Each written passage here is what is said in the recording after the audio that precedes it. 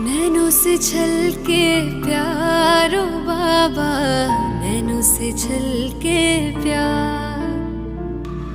पाए है सुख संसारो बाबा, पाए है सुख संसार। निर्मल निर्मल किरणें आती, भाल पे है सौभाग्य सजाती। तिलक लगाती सदा विजय का, शक्ति अनोखी है भर जाती। प्यार से रहे निहारो बाबा, प्यार से रहे निहार। नैनों से छलके प्यारो बाबा, नैनों से छलके प्यार। पाए है सुख संसारो बाबा, पाए है सुख संसार।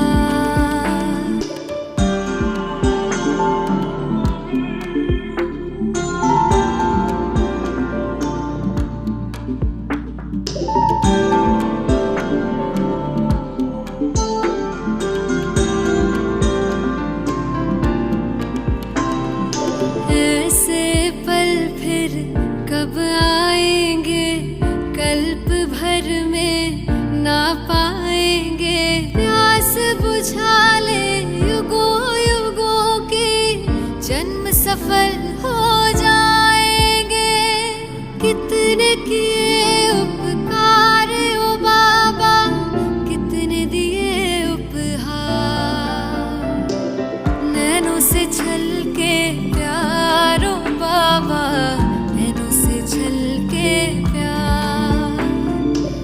पाए है सुख संसारो बाबा, पाए है सुख संसार।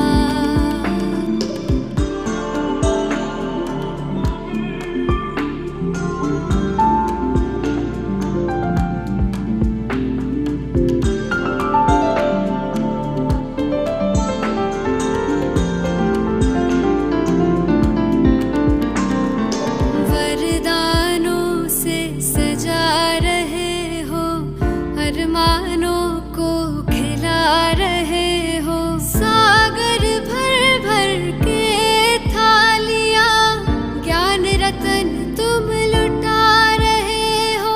हम पे तुम बलिहार ओ बाबा, तुम पे हम बलिहार। नैनों से छलके प्यारो बाबा, नैनों से छलके प्यार। पाए है सुख संसारो बाबा, पाए है सुख संसार।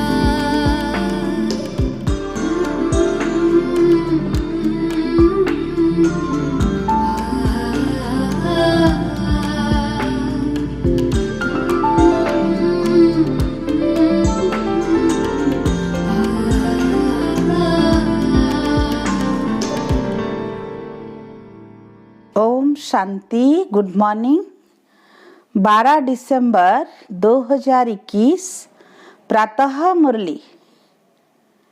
अव्यक्त बाप दादा रिवाइज 9/12/89 मधुबन। अव्यक्त महावाक्य का सार, योग युक्त युक्ति युक्त बनने की युक्ति। आज बाप दादा अपने सर्व बच्चों में से विशेष 2 प्रकार के बच्चे देख रहे हैं। एक हैं सदा योग युक्त और हर कर्म में युक्ति युक्त। दूसरे योगी हैं लेकिन सदा योग युक्त नहीं है और सदा हर कर्म में स्वतः युक्ति युक्त नहीं है। मनसा व बोल कर्म तीनों में से कभी किसमें युक्ति युक्त नहीं। वैसे ब्राह्मण जीवन अर्थात स्वतः योग युक्त और सदा युक्ति युक्त। ब्राह्मण जीवन की अलौकिकता व विशेषता व न्यारा और प्यारापन यही है, योग युक्त और युक्ति युक्त। लेकिन कोई बच्चे इस विशेषता में सहज और नेचुरल चल रहे हैं और कोई अटेंशन भी रखते हैं, फिर भी सदा दोनों बातों का अनुभव नहीं कर सकते। इसका कारण क्या है? नॉलेज तो सभी को है और लक्ष्य भी सभी का एक ही है, फिर भी कोई लक्ष्य के आधार से इन दोनों लक्ष्य अर्थात योग युक्त और युक्ति युक्त स्थिति की अनुभूति के समीप है, और कोई कभी फास्ट पुरुषार्थ के समीप आते, लेकिन कभी समीप और कभी चलते चलते कोई ना कोई कारणवश रुक जाते हैं। इसलिए सदा लक्षण के समीप अनुभूति नहीं करते। सर्व ब्राह्मण आत्माओं में से इस श्रेष्ठ लक्ष्य तक नंबर 1 समीप कौन? ब्रह्मा बाप। क्या विधि अपनाई जो इस सिद्धि को प्राप्त किया? सदा योग युक्त रहने की सरल विधि है सदा अपने को सारथी और साक्षी समझ चलना। आप सभी श्रेष्ठ आत्माएं इस रथ के सारथी हो। रथ को चलाने वाली आत्मा सारथी हो। यह स्मृति स्वतः ही इस रथ अथवा देह से न्यारा बना देती है, किसी भी प्रकार के देहभान से न्यारा बना देती है। देहभान नहीं तो सहज योग युक्त बन जाते और हर कर्म में योग युक्त युक्ति युक्त स्वतः ही हो जाते हैं। स्वयं को सारथी समझने से सर्व कर्म इंद्रियां अपने कंट्रोल में रहती है, अर्थात सर्व कर्म इंद्रियों को सदा लक्ष्य और लक्षण की मंजिल के समीप लाने की कंट्रोलिंग पावर आ जाती है। स्वयं सारथी किसी भी कर्म इंद्रिय के वश नहीं हो सकता, क्योंकि माया जब किसी के ऊपर भी वार करती है तो माया के वार करने की विधि यही होती है कि कोई ना कोई स्थूल कर्म इंद्रियां अथवा सूक्ष्म शक्तियां मन बुद्धि संस्कार के परवश बना देती है। आप सारथी आत्माओं को जो महामंत्र वशीकरण मंत्र बाप से मिला हुआ है, उसको परिवर्तन कर वशीकरण के बजाय वशीभूत बना देती है। और एक बात में भी वशीभूत हुए तो सभी भूत प्रवेश हो जाते हैं, क्योंकि इन भूतों की भी आपस में बहुत यूनिटी है। एक भूत आया तो वो सभी का आह्वान करेगा। फिर क्या होता है? यह भूत सारथी से स्वार्थी बना देते हैं। और आप क्या करते हो? जब सारथीपन की स्मृति में आते हो तो भूतों को भगाने की युद्ध करते हो। युद्ध की स्थिति को योग युक्त स्थिति नहीं कहेंगे, इसलिए योग युक्त व युक्ति युक्त मंजिल के समीप जाने की बजाय रुक जाते हो और पहला नंबर स्थिति से दूसरे नंबर में आ जाते हो। सारथी अर्थात वश होने वाले नहीं, लेकिन वश कर चलाने वाले। तो आप सब कौन हो? सारथी हो ना। सारथी अर्थात आत्मा अभिमानी, क्योंकि आत्मा ही सारथी है। ब्रह्मा बाप ने इस विधि से नंबर 1 की सिद्धि प्राप्त की, इसलिए बाप भी इसका सारथी बना। सारथी बनने का यादगार बाप ने करके दिखाया। फॉलो फादर करो। सारथी बन सदा सारथी जीवन में अति न्यारी और प्यारी स्थिति का अनुभव कराया, क्योंकि देह को अधीन कर बाप प्रवेश होते अर्थात सारथी बनते हैं, देह के अधीन नहीं बनते, इसलिए न्यारा और प्यारा है। ऐसे ही आप सभी ब्राह्मण आत्माएं भी बाप समान सारथी की स्थिति में रहो। चलते फिरते यह चेक करो कि मैं सारथी अर्थात सर्व को चलाने वाली न्यारी और प्यारी स्थिति में स्थित हूँ। बीच बीच में यह चेक करो, ऐसे नहीं कि सारा दिन बीत जाए फिर रात को चेक करो। सारा दिन बीत गया तो बीता हुआ समय सदा के लिए कमाई से गया, इसलिए गंवा करके होश में नहीं आना। यह स्वतः नेचुरल संस्कार बनाओ। कौन सा? चेकिंग का। जैसे किसी के कोई पुराने संस्कार इस ब्राह्मण जीवन में अभी भी आगे बढ़ने में विघ्न रूप बन जाते हैं, तो कहते हो ना कि न चाहते भी संस्कारों के वश हो जाते हैं। जो नहीं करना चाहते हो वह कर लेते हो। जब उल्टे संस्कार न चाहते कोई भी कर्म करा लेते हैं तो यह नेचुरल चेकिंग व शुद्ध संस्कार अपना नहीं सकते हो। बिना मेहनत के चेकिंग के शुद्ध संस्कार स्वतः ही कार्य कराते रहेंगे। यह नहीं कहेंगे कि भूल जाते हैं या बहुत बिजी रहते हैं। अशुद्ध अर्थात व्यर्थ संस्कार है। कई बच्चों में अशुद्ध संस्कार नहीं तो व्यर्थ संस्कार भी है। यह अशुद्ध व्यर्थ संस्कार भुलाते भी नहीं, भूल सकते हो और यही कहते हो कि मेरा भाव नहीं था, लेकिन मेरा यह पुराना स्वभाव है, वह संस्कार है। तो अशुद्ध नहीं भूलता, फिर शुद्ध संस्कार कैसे भूल जाता है? तो सारथीपन की स्थिति स्वतः ही स्व उन्नति के शुद्ध संस्कार इमर्ज करती है और नेचुरल समय प्रमाण सहज चेकिंग होती रहेगी। अशुद्ध आदत से मजबूर हो जाते हो और इस आदत से मजबूत हो जाएंगे। तो सुना, सदा योग युक्त रहने की विधि क्या हुई? सारथी वन चलना। सारथी स्वतः ही साक्षी हो, कुछ भी करेंगे, देखेंगे, सुनेंगे। साक्षी वन देखेंगे, साक्षी वन देखने, सोचने, करने, सब में सब कुछ करते भी निर्लेप रहेंगे, अर्थात माया के लेप से न्यारे रहेंगे। तो पाठ पक्का किया ना? ब्रह्मा बाप को फॉलो करने वाले हो ना? ब्रह्मा बाबा से बहुत प्यार है ना? प्यार की निशानी है समान बनना, अर्थात फॉलो करना। सभी टीचर्स का बाबा से कितना प्यार है।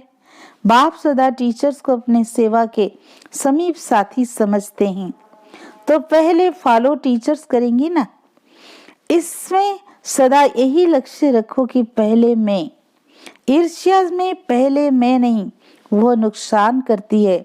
शब्द वही है, पहले मैं, लेकिन एक है ईर्ष्यावश पहले मैं।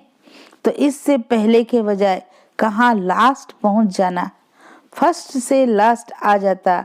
और फॉलो फादर में पहले मैं कहा और किया तो फर्स्ट के साथ आप भी फर्स्ट हो जाएंगे। ब्रह्मा फर्स्ट है ना? तो सदा ये लक्ष्य रखो कि टीचर्स अर्थात फॉलो फादर और नंबर 1 फॉलो फादर। जैसे ब्रह्मा नंबर 1 बना तो फॉलो करने वाले भी नंबर 1 का लक्ष्य रखो। टीचर सभी ऐसे पक्की है ना? हिम्मत है फॉलो करने की, क्योंकि टीचर्स अर्थात निमित्त बनने वाली अनेक आत्माओं के निमित्त हो। तो निमित्त बनने वालों के ऊपर कितनी जिम्मेवारी है। जैसे ब्रह्मा बाबा निमित्त रहे ना, तो ब्रह्मा बाबा को देख कर के कितने ब्राह्मण तैयार हुए। ऐसे ही टीचर्स कोई भी कार्य करती हो, चाहे खाना बना रही हो, चाहे सफाई कर रही हो, लेकिन हर कर्म करते यह स्मृति रहे कि मैं निमित्त हूँ अनेक आत्माओं के प्रति। जो और जैसा मैं करूँगी, मुझ निमित्त आत्मा को देख और भी करेंगे। इसलिए बाप दादा सदैव कहते हैं, एक तरफ है भाषण करना और दूसरी तरफ है बर्तन मांजना। दोनों ही काम में योग युक्त युक्ति युक्त। काम कैसा भी हो, लेकिन स्थिति सदा ही योग युक्त और युक्ति युक्त हो। ऐसे नहीं भाषण कर रहे हैं तब तो योग युक्त रहें, और बर्तन मांजना अर्थात साधारण काम कर रहे हैं तो स्थिति भी साधारण हो जाएगा। हर समय फॉलो फादर। सुना, आगे बैठती हो ना, तो बैठने में आगे कितना अच्छा लगता है और सदा आगे बढ़ने में कितना अच्छा लगेगा। जब भी कोई ऐसा कड़ा संस्कार पीछे करने की कोशिश करे तो यह सीन याद करना। जब आगे बैठना अच्छा लगता तो आगे बढ़ने में क्यों पीछे रहे। तो जब कोई बात आए तो मधुबन में पहुंच जाना और अपने को हिम्मत उमंग में ले लाना, क्योंकि पीछे रहने वाले तो बहुत आएंगे पीछे। आप लोग भी पीछे रह जाएंगे तो फिर पीछे वालों को आगे करना पड़ेगा। इसीलिए सदा यही स्मृति रखो कि हम आगे रहने वाले हैं। पीछे रहना अर्थात प्रजा बनना। प्रजा तो नहीं बनना है ना, प्रजा योगी तो नहीं, राजयोगी होना। तो फॉलो फादर। अच्छा, फॉरेनर्स क्या करेंगे? फॉलो फादर करेंगे ना। कहाँ तक पहुंचेंगे? सभी फ्रंट में आएंगे। जो भी आए हैं फॉलो फादर कर फर्स्ट और फर्स्ट आना। यह नहीं सोचो कि फर्स्ट तो एक ही आएगा, लेकिन फर्स्ट ग्रेड तो बहुत होंगे ना। फर्स्ट नंबर तो ब्रह्मा आएगा, लेकिन फर्स्ट ग्रेड में तो साथी रहेंगे। इसीलिए फर्स्ट में आना। एक फर्स्ट नहीं होगा, फर्स्ट ग्रेड वाले बहुत होंगे। इसलिए यह नहीं सोचो पहला नंबर तो फाइनल हो गया, इसलिए सेकंड ही आएंगे। सेकंड ग्रेड में नहीं जाना। जो ओटे सो अव्वल अर्जुन, अव्वल नंबर माना अर्जुन। सबको फर्स्ट में आने का चांस है, सब आ सकते हैं। फर्स्ट ग्रेड बेहद है, कम नहीं है। तो सभी फर्स्ट में आएंगे ना, पक्का है? अच्छा, सदा ब्रह्मा बाबा को फॉलो करने वाले, सदा स्वतः योग युक्त युक्ति युक्त रहने वाले, सदा सारथी वन कर्म इंद्रिय को श्रेष्ठ मार्ग पर चलाने वाले, सदा मंजिल के समीप रहने वाले, ऐसे सर्वश्रेष्ठ आत्माओं को बाप दादा का याद प्यार और नमस्ते। हम रूहानी बच्चों की रूहानी बाप दादा को याद प्यार, गुड मॉर्निंग और नमस्ते नमस्ते। शुक्रिया प्यारे बाप दादा को, शुक्रिया शुक्रिया। अव्यक्त बाप दादा के जोन वाइज उचारे हुए मधुर महावाक्य। इंदौर जोन। बाप दादा की श्रेष्ठ मत ने श्रेष्ठ गति को प्राप्त करा लिया। ऐसा अनुभव करते हो ना, जैसी मति वैसी गति होती है। तो बाप की श्रेष्ठ मत है तो गति भी श्रेष्ठ होगी ना। कहते हैं कि जैसी अंत मते वैसी गते। ये क्यों गाया हुआ है? क्योंकि बाप चक्र के अंत में ही आकर श्रेष्ठ मत देता है। तो अंत समय पर श्रेष्ठ मत लेते हो और अनेक जन्म सदगति को प्राप्त करते हो। इस समय बेहद की अंत मते सो गते श्रेष्ठ हो जाती है। तो इस समय का ही यादगार भक्ति में चल आता है। एक जन्म की श्रेष्ठ मत से कितने जन्म तक श्रेष्ठ गति प्राप्त करते हो। सब यादगार इस संगम युग की है। यादगार क्यों बने? क्योंकि इस समय याद में रहकर कर्म करते हो। हर कर्म का यादगार बन गया। आप अमृत वेले विधि पूर्वक उठते हो तो देखो आपके यादगार चित्र में भी विधि पूर्वक उठाते हैं। कितना प्यार से उठाते हैं। है जड़ चित्र, लेकिन कितने दिल से स्नेह से उठाते हैं। उठाते भी हैं तो खिलाते सुलाते भी हैं, क्योंकि आप इस समय सब याद के विधि पूर्वक करते हो। खाना भी विधि पूर्वक खाते हो। भोग लगा कर खाते हो ना, या जैसे हैं वैसे ही खा लेते हो? ऐसे तो नहीं किसी को खाना देना है इसलिए जल्दी जल्दी में भोग नहीं लगाया। अगर किसी को देना भी है, कोई मजबूरी है, तो भी पहले अलग हिस्सा जरूर निकालो। ऐसे नहीं किसी को खिलाकर पीछे भोग लगाओ। विधि पूर्वक खाने से सिद्धि प्राप्त होती है, खुशी होती है, निरंतर याद सहज रहती है। तो अमृत वेले से लेकर रात तक जो भी कर्म करो, याद के विधि पूर्वक करो, तब हर कर्म की सिद्धि मिलेगी। सिद्धि अर्थात प्रत्यक्ष फल प्राप्त होता रहेगा। सबसे बड़े से बड़ी सिद्धि है प्रत्यक्ष फल के रूप में अतीन्द्रिय सुख की अनुभूति होना। सदा सुख की लहरों में, खुशी की लहरों में लहराते रहेंगे। पहले प्रत्यक्ष फल मिलता है, फिर भविष्य फल मिलता है। इस समय का प्रत्यक्ष फल अनेक भविष्य जन्मों के फल से श्रेष्ठ है। अगर अभी प्रत्यक्ष फल नहीं खाया तो सारे कल्प में कभी भी प्रत्यक्ष फल नहीं मिलेगा। अभी अभी किया, अभी अभी मिला, इसको कहते हैं प्रत्यक्ष फल। सतयुग में जो भी फल मिलेगा वो इस जन्म का मिलेगा, दूसरे जन्म का नहीं। लेकिन यहाँ जो मिलता है वो प्रत्यक्ष फल अर्थात अभी अभी का फल है। तो प्रत्यक्ष